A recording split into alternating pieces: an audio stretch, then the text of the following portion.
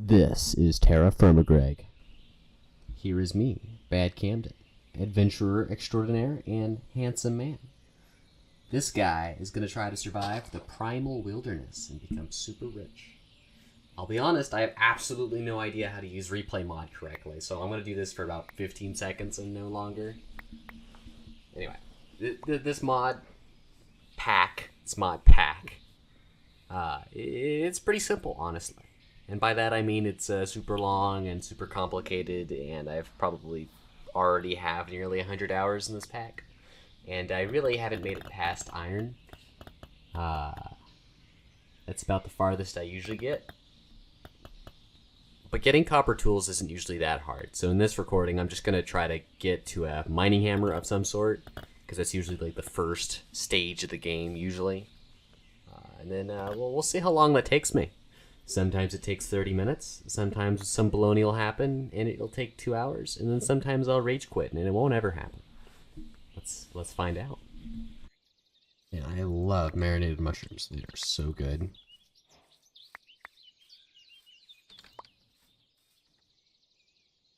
Okay, I want to explain what I'm doing here. This is a process called napping. Napping with a K at the start. I don't know why it has a K in it. Anyway, you basically chip apart the rocks to make the tools that you want. Like if you wanted a stone axe, you have to like literally chip apart the rock to make the axe head. This is really cool, but it's really only something you do in the early game to make things like molds or tools.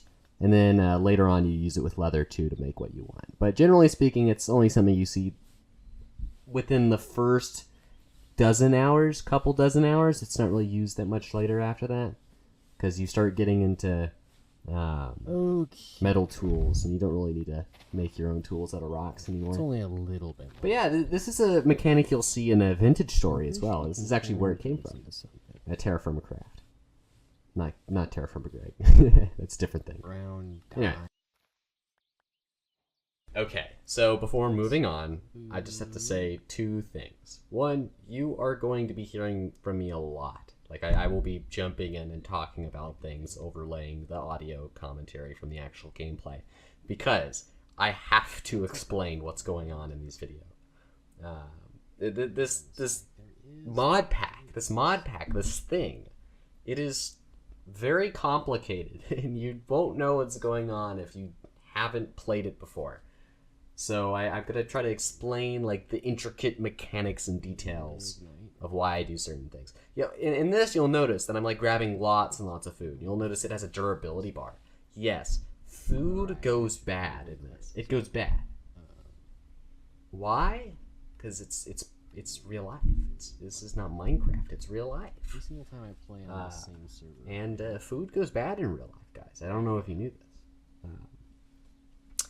That, and you'll notice my hunger bar looks a little bit different. It's got a bunch of carrots and meat steaks and bread and melons. Yeah, there's a nutrition system, and it affects my health bar. That's why it looks a little funky too.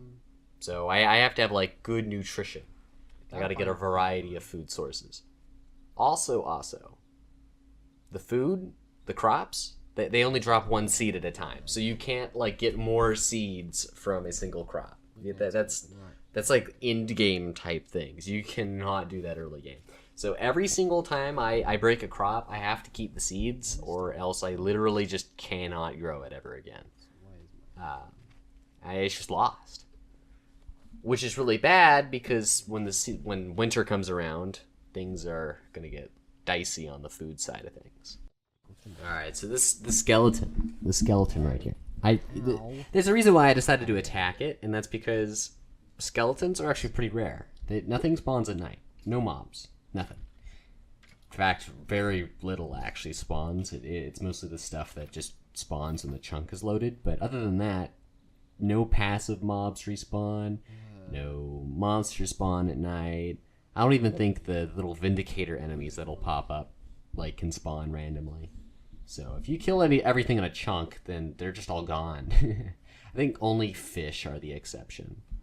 And for the mobs that spawn underground, you can have mob farms underneath the surface, and that's about it.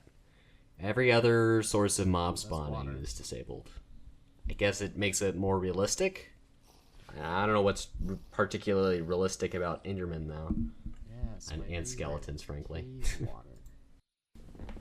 Alright, Yum, yum, yum. so you may be wondering, what am I looking for? Well, there's this, like, flower that can spawn on grass that will indicate if there's clay underneath it. So I'm just looking for this flower, and once I find it, I'll find clay, because it just kind of looks like dirt. What do I need clay for? Well, I need clay I wish I had to make found a molds. source of flint before I did this. Then I need molds to make things like vessels Mold and shovels. jugs and molds. I need to fire them first, but then I make the molds, and then I can pour like molten metal into them, and then I can make metal tools.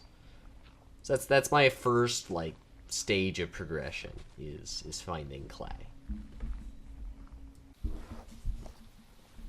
Now, Camden, you might be asking, why can't you just chop down a tree and make a crafting bench? Isn't that normally how you progress in any mod It's pack? gonna be nighttime and I won't be able to see. One, you gotta address me by Your Majesty, please. Thank you. Hi, yes. Number two, no, you cannot. You cannot make planks very easily in this pack. You gotta get a saw first. You need a saw. And unfortunately, there are no stone saws in this pack. You have to make copper first. You gotta get a saw mold and then pour the copper in and then get a copper saw.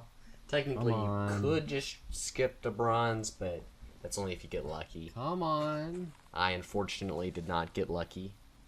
So I ended up having to just deal with my pitiful copper. But once you get a saw, you can turn logs into lumber, and then you turn lumber into planks, and then a plank into a crafting table. But that's a long ways away from now. I still gotta like make a forge, for example. Now, how do you make a forge? Well, you take the logs, you make a bunch of log piles, and you burn them, and put some blocks on top of them. And then after, I think it's like 8 minutes or 12 minutes, they'll turn into charcoal piles. And then you take the charcoal and then you make a forge with it. It's pretty sick. I also, at the same time, am going to be firing my clay molds that I made, that I napped. If you want to know how to make a mold, just use JEI, look up mold or unfired in the tab, and it'll show you every single clay mold recipe. Like, how do I make a vessel? Just type unfired into the search bar, and it'll bring up every single, unfired clay mold recipe. That's how I did it. Or you can use the quest book if you're a coward. Now, there's a couple things that I skimmed over. I mean, I mentioned vessels earlier, but like, what do you use a vessel for? What's the purpose of a vessel? Well, a vessel can hold your food. Crazy, I know, it's insane. There's like these weird attributes that apply to certain items where they're actually too large to fit in many containers. Like, you can't put most tools in a chest. You have to make a tool rack. It's a little annoying, actually. Apparently most food is too large to put in any containers, except for chests and vessels. Why don't I wait for a chest? Well, vessels also preserve your food. So if you put them in a vessel, they'll last longer. They'll take a longer time to rot, which is pretty cool. So that's why I'm going for vessels really quickly. It's also just more inventory space. They're like little mini shulker boxes, especially the large vessel. You can actually wear it on your back for an extra slot too, which is pretty nice. The mini vessels are like 4, the large one's 9, but you can only have like one large one without getting exhausted. Now let's explore the local. I also built a campfire. You saw that earlier. I throw 6 logs on the ground, 6 sticks, and light it on fire with a fire starter. You can make that in your inventory with 2 sticks. And you can cook your food on it and make a torch. You can also duplicate torches by just right-clicking a torch with a stick. So that's pretty neat. Other than that, though, what I'm currently aiming for is just copper. I need copper, lots of it, so much copper. And I mark where I find the little ore fragments on the map so that I can come back and start a mine later. Because any like nuggets you see on the surface indicates that below it is a proper like vein of that mineral. Okay, Now is time for one of my least favorite aspects of this mod pack, and that is collecting raw rock. I mean, think about it. If you just smack a rock with a stick and it breaks, you're not gonna get like the whole piece of rock ever again. And you can't exactly melt it back together in real life like you can in Minecraft with a furnace. So if you want just stone, you have to chisel it out of its rock face. They have this thing where, like, if a rock is isolated and has no blocks surrounding it, it'll just break, and you'll just get it by itself. Well, you'd think that'd be a nice mechanic if you didn't have to rely on it to get rock, and it's like a really valuable material too. You'll see later when I get to like ore purification. But yeah, you gotta do this a couple times actually, like many times, and it's really frustrating because it's really slow, and there's like a 50% chance it's gonna break and turn into gravel. It's kind of annoying. But you need it. You need it for the forge, you need it for the rock anvil, you need it for the grindstone and the churn. It's a whole thing. Yeah, but the charcoal is ready, so it's time to make some copper tools. So first you gotta make a charcoal forge, fill it with copper, light it on fire, and then you gotta put the molds in the right slot of the forge. That way whenever the metal melts, it'll go into those slots. Technically, there's another way of doing it that takes a lot longer, but is a guarantee to just do everything for you. If you just fill a vessel with copper and melt it, then you'll just have a vessel filled with copper you can just pour into the molds. It's like technically a little bit faster if you're doing large batches, but for these like little small things, I would suggest doing what I did. But yeah, I got all the essential copper tools out of this. It took me, I think about an hour at this point just to do this portion. Pretty neat.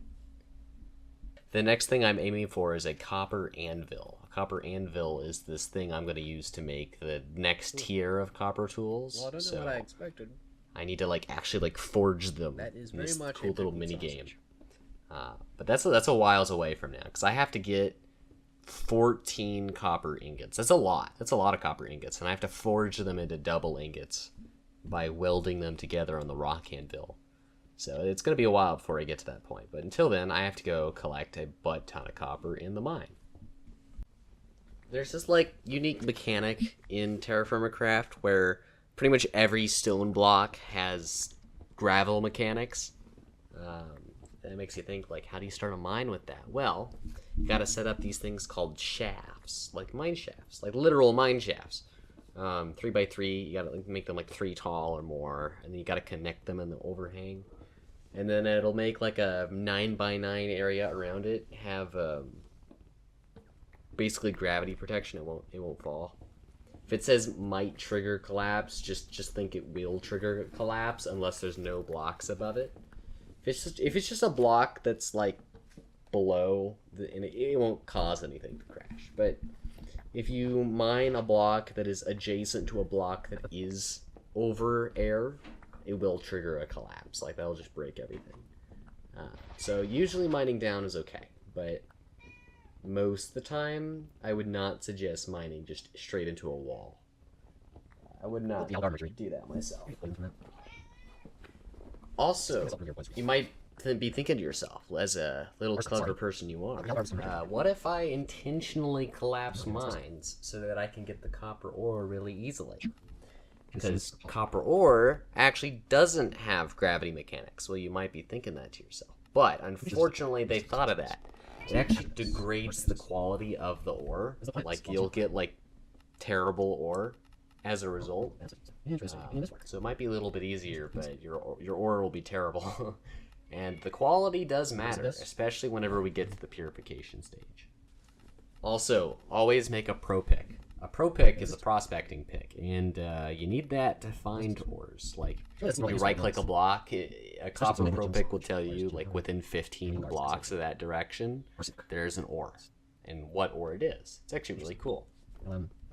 Obviously, the higher tiers of pro pick will tell you more information, but actually, keeping your lower tier pro picks are useful because you can go from high to low. Like, I've got this really good pro pick that can see like 40 blocks ahead, and then I see like there's an ore there, so you just cycle through all your pro picks until it stops appearing, and you know pretty much the exact distance. It's pretty cool. Boom.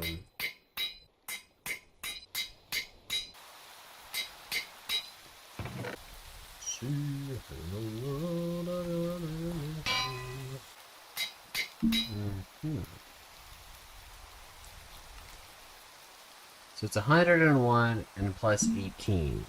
So it's 83.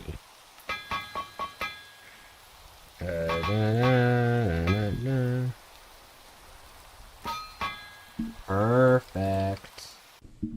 Did you get that? Well, good. Okay, I'm glad that you understand. Then I guess I don't need to explain it then. With that, that wraps up my TerraFirmaGreg video. I hope you enjoyed. I finally got that mining hammer that I wanted. I'll show like a brief clip of me destroying a large vein with it, just for the funsies. But yeah, that's it. That's it. Oh yeah, and by the way, I didn't say this earlier. You should probably wear tongs while you hold hot things. So you make that like a fire starter, but you put like a knife in the inventory too. But yeah, that's it. That's all the tips. That's all the tricks. Go figure out how to play the game like me and get good.